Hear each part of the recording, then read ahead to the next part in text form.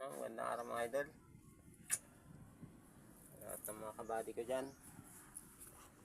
Ito po yung aking umpisan ulit magawa ng panibagong bangka. Namasilya ko na yung loob ng baon.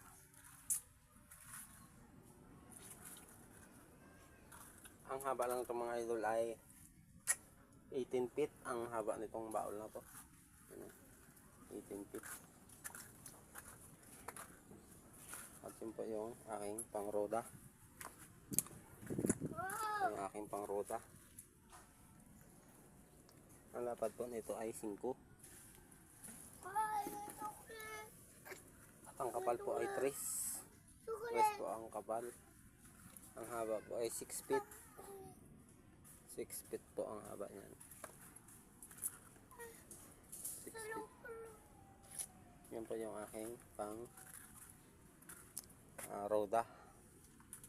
At hindi ko na masyado siyang nilakihan at maliit lang naman siyang bangka.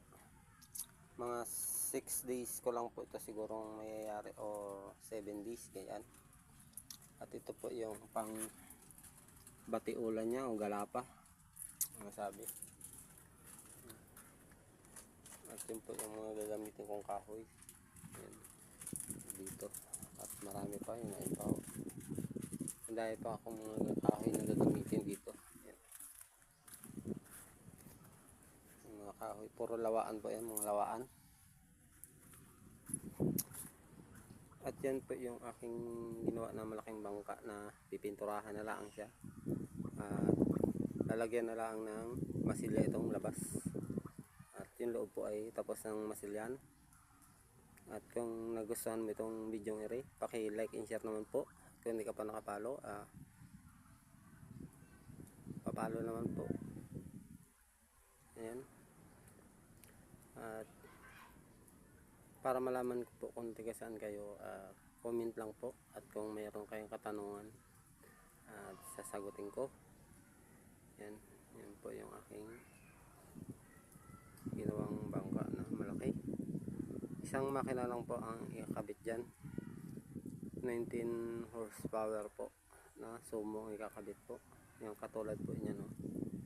Ganyan po kalaki ang ikakabit na makina dyan. Isa lang.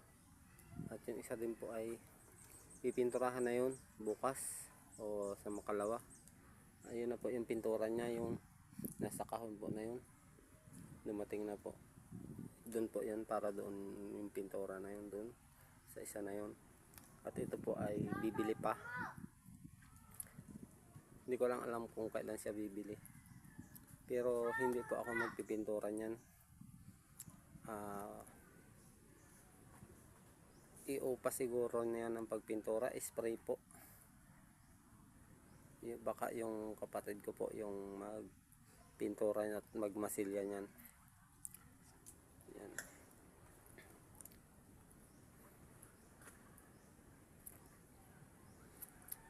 Yan po yung 22 feet ang haba ng baol at ang taas po ng parka niya ay 20 lang. Yan. At ang tabla borda niya po, yun yung pinakapatong po na yun. Ang taas po lang nun ay 3. Pamula po doon sa galapa. Yung galapa na yun. 3 po yung ipinatong ko na yan. 3 lang po. At ang taas po ng kamarote niyan ay yung harap po ay 16. At yung sa hulihan po ay 18. 18. Ito po yung ginagayon ko sa inyo.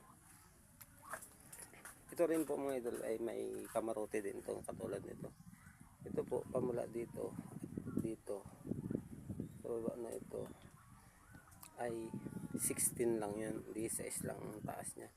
Pagod naman dito sa taas na ito at dito pamula dito sa taas na ito ay 18. 18.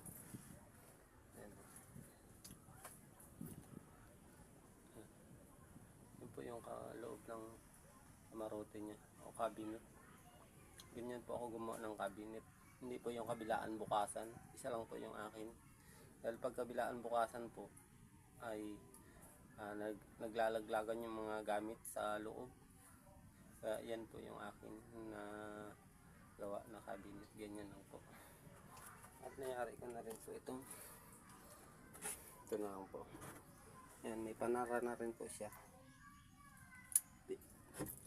Yan, hatian po yung panara na yan, hatian. Kaya may kahoy po na gayan, hatian po yan. Kapag nananakbo po at kalmang-kalma, pili pong tanggalin yung kalahati. At yung kalahati lang po yung matitira para makabasok po yung hangin sa unahan.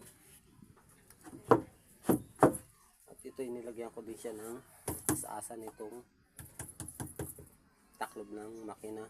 Pag dito po kasi yung nakapatong yung ito yung gilid na to, naasas po to, naasas yan, nauubos, ninipis yan pag yung naasas nun. Kaya ang purpose po nito ay ito, dito po yung mag-aasas itong kahoy na ito dito. Kahit ito yung maubos, mapapalitan po. Yan, yun po yung ilalim.